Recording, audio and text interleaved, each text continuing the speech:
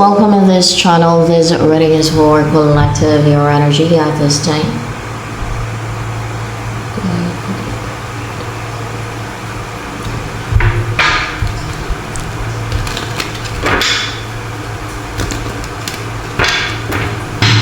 Energy and collective at this time. Page of Cups. Queen of Cups. You're emotional. Then reach out. Driven by your emotion. You're driven by your emotion and feelings and care or affection or love or yung feeling na importante yung tao na yun sa buhay mo.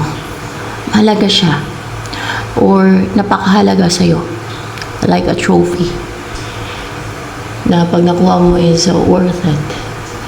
Very important. That's why you're willing na mag-reach out. Parang ginagawa mo yung sarili mo na brave and courageous na mag-reach out. Or meron kang sinisente, pwedeng message, o meron kang isisend, o meron kang sinisend, message or energy or anything. Or pwedeng kang tatawag ka. Para pa energy mo yun. Yung collective na yun. The Hierophant in reverse. Hindi ka sumusunod sa mga nagsiset ng rules sa buhay mo. Yung mga nagdidikta sa isip mo na ito ganyan ang gagawin mo, ito yung sundin mo, ito yung paniwalaan mo. Ganyan. Hindi mo sinusunod yun. Like their spiritual attacks, their spiritual deception, their lies and manipulation, or ginagamit nila yung religion, pamahiin, or any spiritual or beliefs para kontrolin ka, para limitahan ka, para manipulahin ka, para i-deceive ka. Yan. Because you're wise. Hindi dahil wise ka. Dahil naging aware ka na. Dahil naging aware ka na eh. Kumbaga yung desisyon mo, sarili mong desisyon. Ba't ka nga naman maniniwala sa kanilang mga deceit? Kasi may mga, kahit may mga black magic, kahit may mga orasyon pa yan. Ginagamit sila o ritual. Kasi alam mo sarili mo and you're confident sa sarili mo na and comfortable ka sa sarili mo na yung decision mo ay tama para sa sarili mo. You know what is best for you. You know what will make you happy, contented, and yung ma-enjoy mo yung buhay. Yan. Or yung mamuhay ka ng healthy. Kasi itong mga to, gumagamit ng mga spiritual, mga manipulation sa isip ng mga taong spiritual attacks. Deceit nila yan eh, para makuha nila yung gusto nila. Para mapigilan yung iba, para mangontrol nga sa iba. Diba? It's their lies. It's made of lies and deception, manipulation yung ginagawa nila.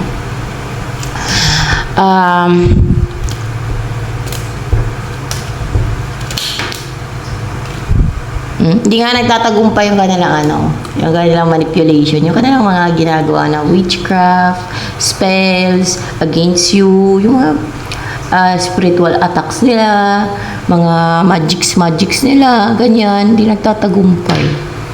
Kasi ayaw mong maniwala sa mga ginagawa nila, sa mga sinisent nila, ayaw mong sumunod sa kung ano yung gusto nilang sundin mo na will nila, ha, tanggalan ka nila ng free will kaya sila daw ang masunod, no? Ganon sila ka-confident na magpasunod ng isip ng tao dahil may kaalaman daw sila sa lihim na kaalaman o may itim na kapangyarihan daw sila. Ay pinagpalit na nga daw nila yung kaluluwa nila para lang magkaroon ng ganyang kapangyarihan, mapagpasunod at mangontrol ng iba at magasik ng lagim. O, di ba? Ganun sila ka pulpul ang utak. Hindi ko magana sa'yo. Aware ka na You're becoming more clever pagdating sa spiritual. Aware ka na Kaya nagagalit niya mga pag ini-expose sila. Nag-retaliate sa mga nag-i-expose. Tinitirada din nila yung mga nag-expose kala niya. Pagtulungan pa nila. Pero, sorry na lang sila, mission naman nag-expose yan. Hindi lang naman ako nag-iisa sa nag-expose. Madami. May mga foreigner din, di ba? Lalo mga African, ba? Nag-expose sila ng mga ganyan. Para pag-aware ng mga tao, hindi na nila basta-basta ma-deceive. Hindi na magtatagumpay ang kanilang mga deception, manipulation, magics,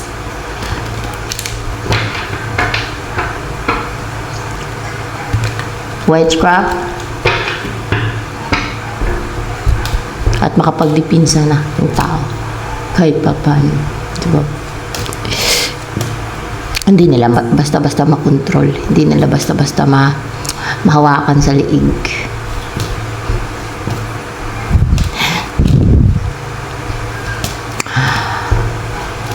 Anong mangyayari dyan sa inyo ng tao minamahal mo? Mahal mo ba yung tao na yun parang trophy dito na nahawakan mo? Mahal mo ba talaga yan? Tingnan natin hindi mo siya mahal. Hindi mo siya mahal Pero,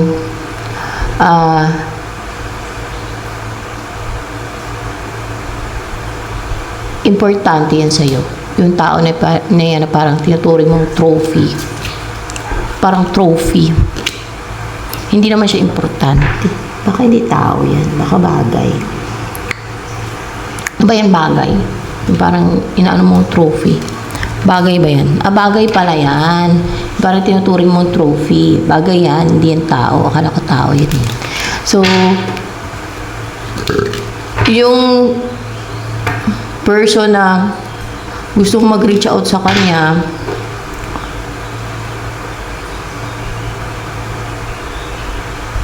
ano yan, mahal mo yan? Tingnan natin.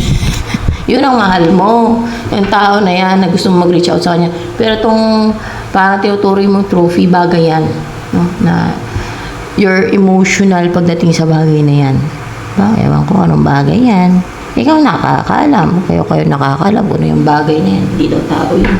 Kala ko yun na yung tao na reach out namin. Hindi.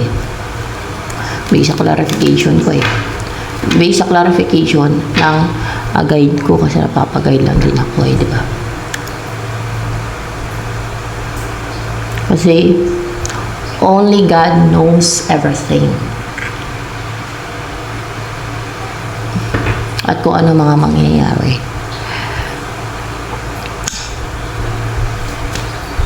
What will happen sa inyo ng tao na yan na gusto mo mag-reach out dyan o baka nag-reach out ka na sa kanya? Mark clarification with the Six of Swords. Nagkaroon ng collaboration to. Hindi kayo iiwas sa isa't isa. Lalayo kayong magkasama. Kasi magkakaroon ng collaboration o meron kayong i-build. Meron kayong buuin. Meron kayong gagawin together. Pwedeng bubuo kayo ng family or project or magkaroon ng teamwork sa inyo, pagtutulungan, pag-uusap na lalayo na kayo, na mamuhay kayo ng peaceful, ganyan. And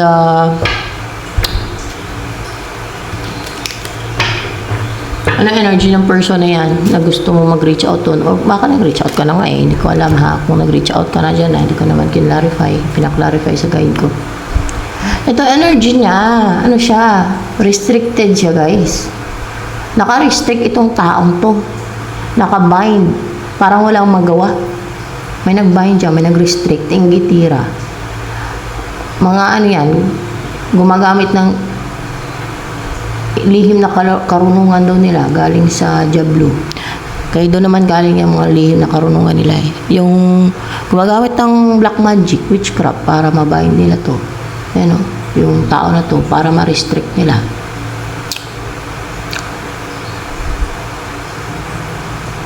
Pero sa kabilang buhay yan, sila na i-bind ng God dun sa ano, namangil dun sa ano, impyerno. Yung mga gumawa nito sa kanya, sila i-bind dun sa impyerno. Ay, witchcraft yung ginagawa nila. Mangontrol sila ng buhay at isip ng iba. Hindi lang mangontrol, namiminsala pa. Ah.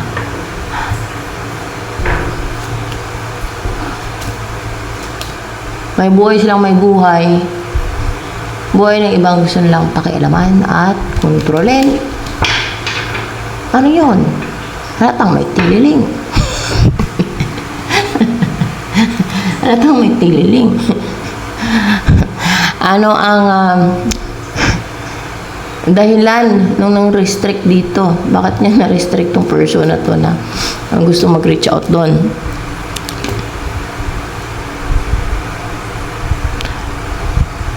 May clarification of this Ace of Pentacles. Dahilan niya.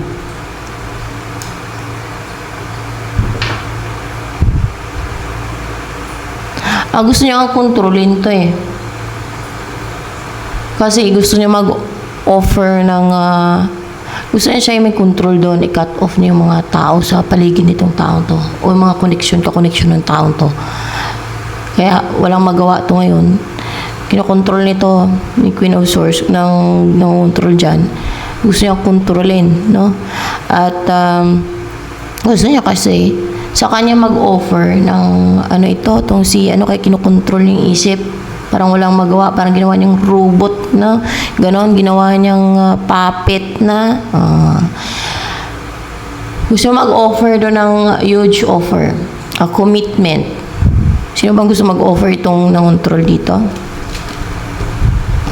Siya ang gusto mag-offer dito ng huge offer, yung nang-control.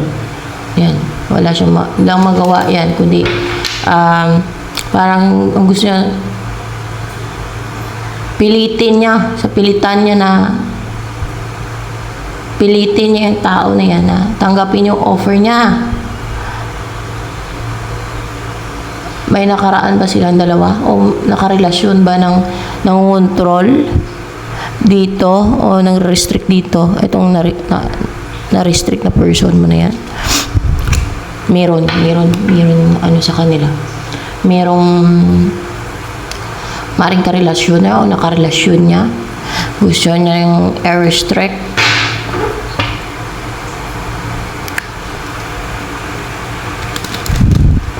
Yan.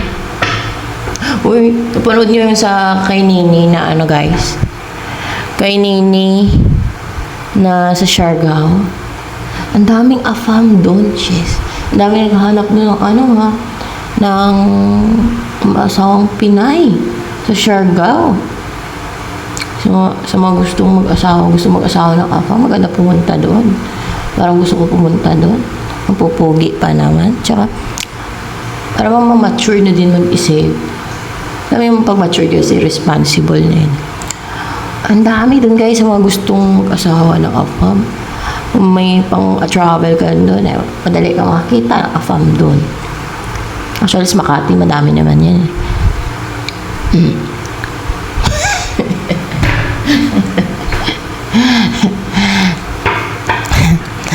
Mga ano ba? Mga kano pa yan. Amerikano. Amerikano pa yan. Ang pupugi.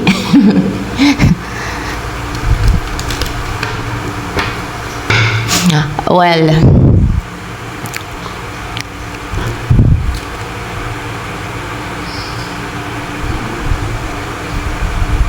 kaya sa sige kaya kluksa sa ex nyo, ako lang, walang asawa.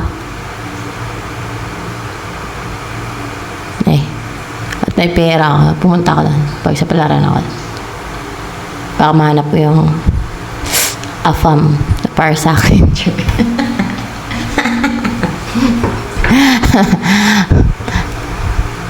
Ang dami dun, guys. Ang dami. Well, kahit saan naman ata, kahit Boracay, meron din, di ba?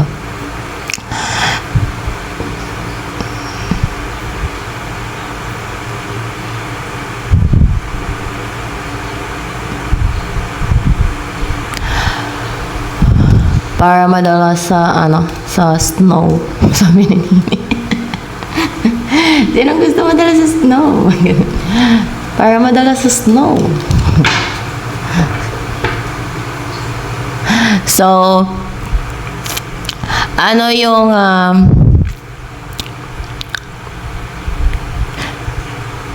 feelings kung kilala ka nito ni Eight of Swords, yung energy niya ngayon, anong feelings yun sa'yo if kilala ka niya, no?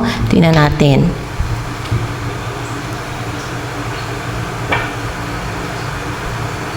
Na nag-end na or na-destroy, parang may nag-end, may na-destroy siya yung dalawa. Na parang everything is destroyed, was ended already and sira na. Nasira or nasira ang tiwala sa'yo.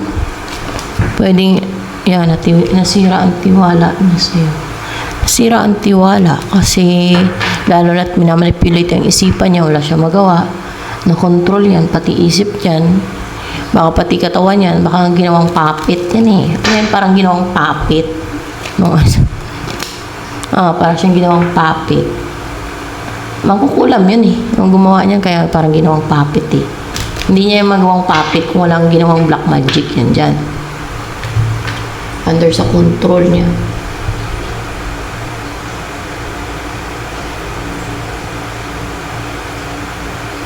May power sana ako na. Wala na. Sure. Hindi ko alam eh. Ay, di sa video lang ba?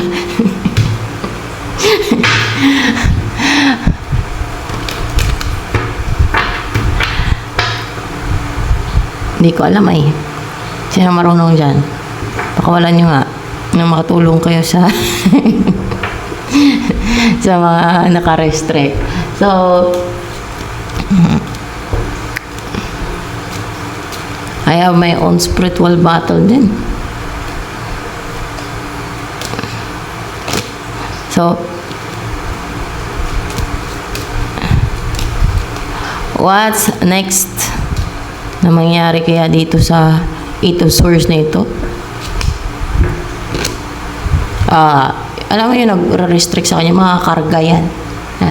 Ma-release niya din yung mga nakakarga sa kanya o yung mga kinarga sa kanya ng ano bang tawag dyan? Sa gustong sa nang restrict sa kanya, magkukulam bang tawag dyan? Baka hindi mangkukulam. Ano yun man ang restrict sa kanya? Mambabarang ba yan tawag dyan? Hindi mambabarang. Ano yan? Magician? Ang tawag yun sa nag-restrict sa kanya, magician. Magician. Magician. Basta magician siya. Ma-release niya din yan, yung mga bagis, yung mga karga na yan. Yan na yung parang na-manipulate kasi sa isip niya, nanguntrol na sa isip niya, nandideceive sa kanya, sa isip niya, na parang wala siyang magawa. Yan. Ma-release niya din yan.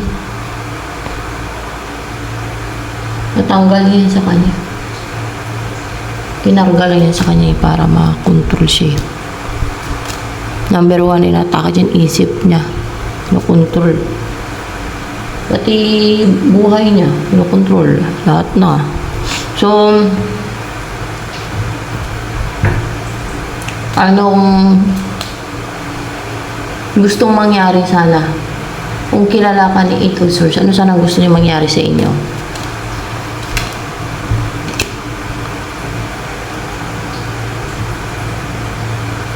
Kung matigas kayo sa isa't isa? Oo, kasi nga naka-restrict siya eh. Wala siya magawa. Yun na yun ang control yung ano, yung isip niya ngayon, kung ano yung sinent doon, kung ano yung nilagay na baggage, kinarga sa kanya. Yun na yung kumukontrol sa isip niya. Hindi na siya yan. Yun na yung sinent sa kanya, yun na yung yun ang control sa kanya. Siya na yung parang nag-take over sa kanyang katawan, sa isip niya. Kaya naka-restrict nga siya, parang walang inani mo to, baka nga balisain lagi. Parang lutang eh. Parang, yun ang robot, puppet. Yan. Pero kung ma-release niya na itong baggage, ano ba talagang gusto niya sana mangyari sa inyong dalawa? Yung 8 of Swords. Makarecover sa losses, sa sadness, emotional turmoil. Yun ang gusto niya. And more clarification with this 5 of Cups. Parang may nasa-sense pa ako dito eh.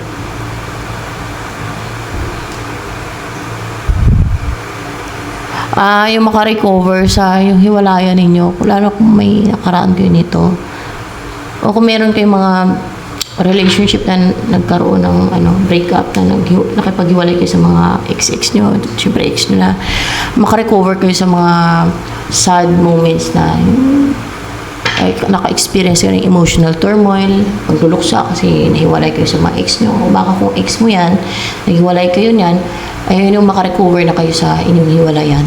Yan ang gusto niya. At ano pa, ang nais nito dati nung hindi pa siya na-restrict na mangyari sana sa inyo. Reunion. Nung hindi pa siya na-restrict, gusto niya sana ma-reunite kayo. Kaso lang,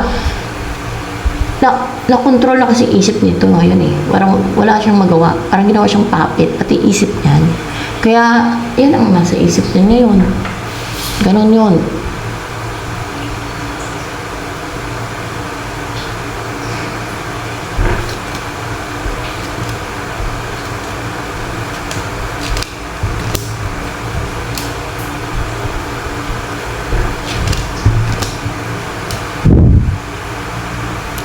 Oh. Actually, hindi siya fulfilled. Hindi siya masaya. Sa buhay niya ngayon,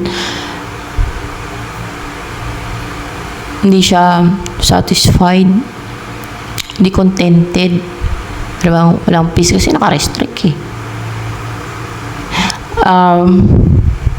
Dahil naka-experience na ng inseparation sa person na mahal niya.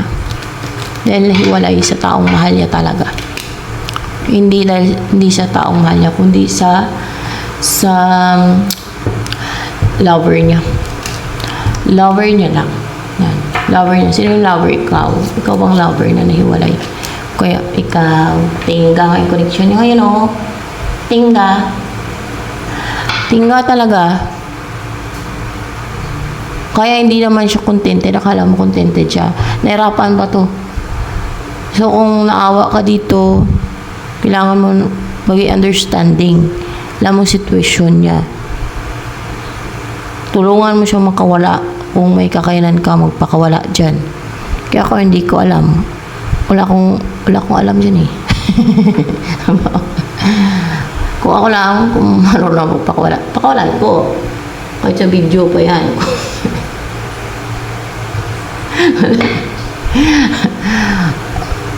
Buti kung mga ano lang yan sa loob ng katawan niya, mga demonyo, spirit, o fallen angel. At may tinuro sa akin yung Diyos na paano ko gamitin yung kakayanan ko na masent yun sa impyerno. No? Yung mga ganun. Pag kaharap ko, kailangan ko mahawakan ng ulo lang. Ay. Malalaman niyo pagka mayroong mga spirit demon siya. Hindi pantay ang daliri. Yan. Pag natanggal yan, papantay na yung daliri. Dami na niya na anuhan ko eh. Dami na niya na anuhan ko. Pantay daliri. Pantay talaga. Kaso lang, pag ganyan, na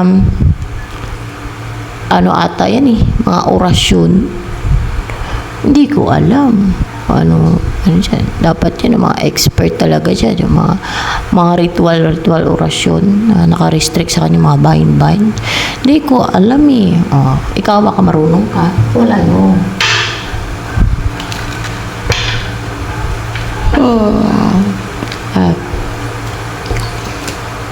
Magkonsulta ka sa marunong. Yung wag sa demonyo. Wag yung sa demonyo galing ang kanyang kapangyarihan. Kundi doon sa Baka yung papamigil ulit eh. Sa Diyos galing ang kapangyarihan o yung kakayanan, no? Doon kayo mag-consult. Di sa mga sa demonyo ang kanilang kapangyarihan galing. Hindi dapat kayo pumunta sa ganun. Doon sa Diyos galing ang kapangyarihan. Okay? Humingi ng tulong. At pag mga gano'n, sa Diyos galing ang kapangyarihan yan. Para bang si Jesus Christ.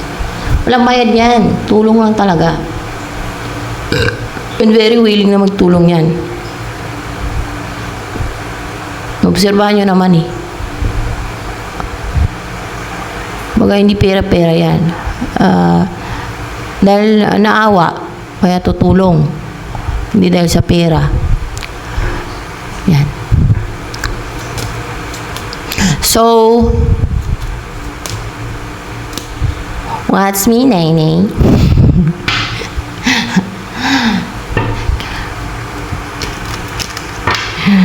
Gusto ko panoorin yung video ng bakla na yun.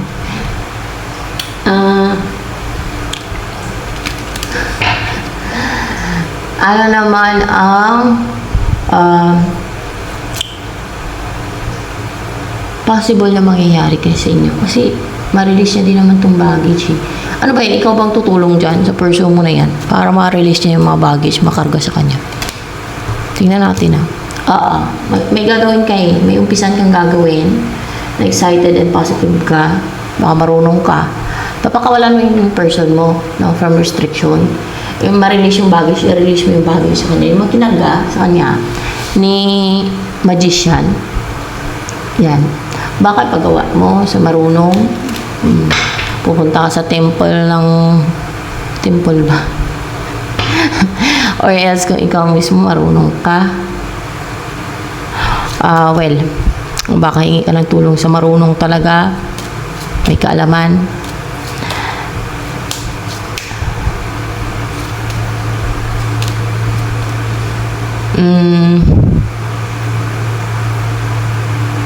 Maganda yung katulad nung kay Catherine Craig. Pero hindi ako sure kung sa Diyos ba talaga yun. Dati sure ako, pero ewan ko, baka dahil sa mga din sa akin, kaya hindi ako sure. Dahil sa mga napanood ko din sa YouTube na basta. Pwede yun. Pero, kasi si Jesus Christ naman sinasabi niya eh. In the name of Jesus, di ba? Ganun siya. Pero, madami kasi mga panilang. I'm not sure. Sa Diyos yun. Pero, mukha siya maka-Diyos. Sa Diyos ba talaga yung si Catherine Craig? Wala.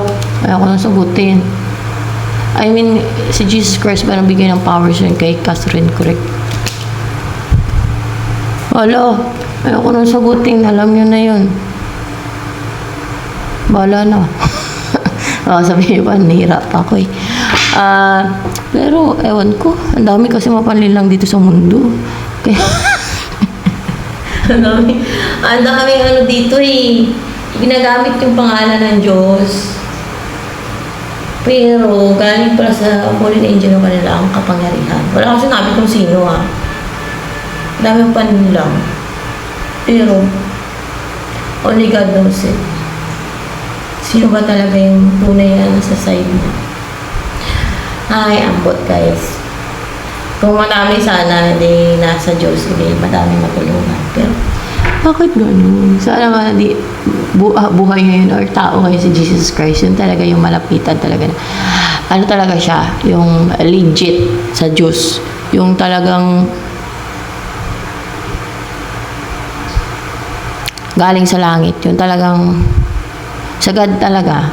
Hindi yung sugo ng Devil's Kingdom na nagkukunwari lang sa Diyos. Diba kahit sa Bible meron yan.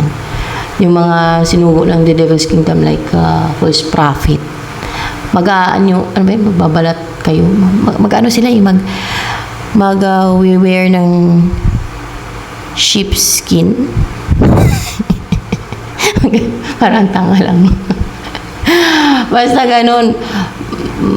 Sila. Yung kukunwari na sa Diyos sila na servant ni Jesus Christ. Galing sa Diyos ang kanilang kakayanan, kapangyarihan. Basta ganun, guys. Lalo pa lang ngayon. And you know what? Dahil sabi, end of times na to.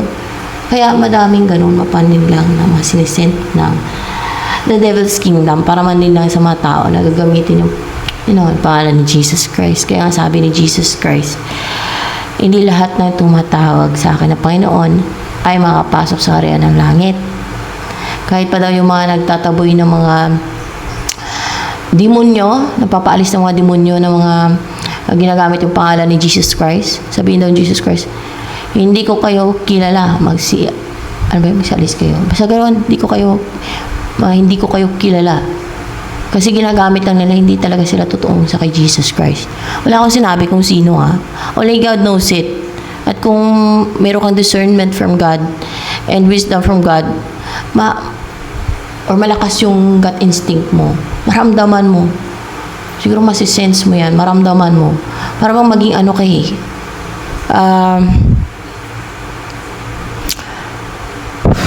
maging marunong. Ganun pag may wisdom ka.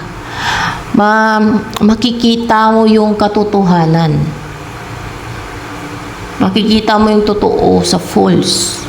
So, makikita mo yung totoong prophet sa false prophet. Parang ganun. Makikita mo yung totoong tao na nasa Diyos talaga. Kaysa sa nagkukunwari lang na ginagamit lang ang Diyos. Yung pala si demonyo siya. Yung mga ganun. Bahala na. Ang dami mga panila kasi dito sa mundo. Bahala ng Diyos. So, yan.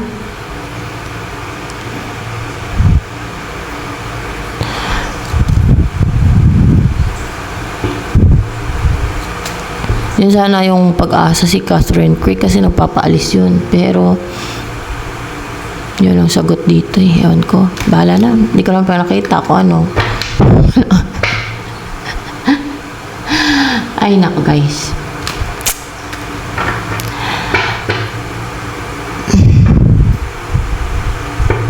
So, what's the next na mangyayari kayo sa inyo ng iyong person na yan? Are you meant to be together ng person mo? Meant to be together ba sila ng person niya? Ito at ito. Meant to be together. Oo, you are meant to be together. Kaso lang, may gumagawa dito na deceit na third party or nakarelasyon niya o nakarelasyon niya. Ano yung nakarelasyon niya? Pwedeng nakarelasyon niya lang. So, pwedeng ex niya yan, nakarelasyon niya.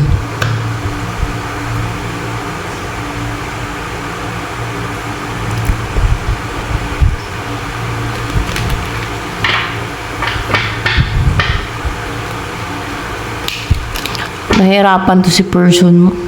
Wala siyang freedom eh. Tulungan mo. Ako lang, tulungan ko kasi hindi naman ako makatulong. I have my own spiritual battle din. Hindi ako makatulong yan. Magawa ako. Sarili ko nga eh.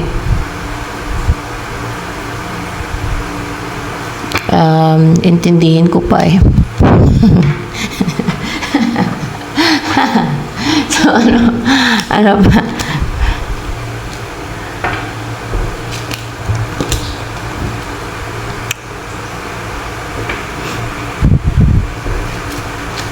Inaatake yung isip niyan.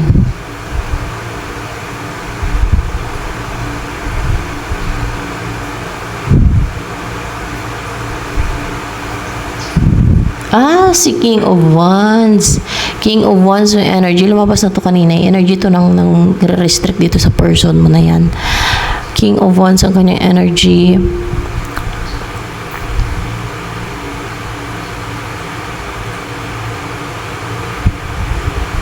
Minamanipulate yung isip niya kasi magti-take ng action na to si King of Wands. Actually, parang nanahimik to eh. Parang ginugustin siya ni King of Wands. Ano yun?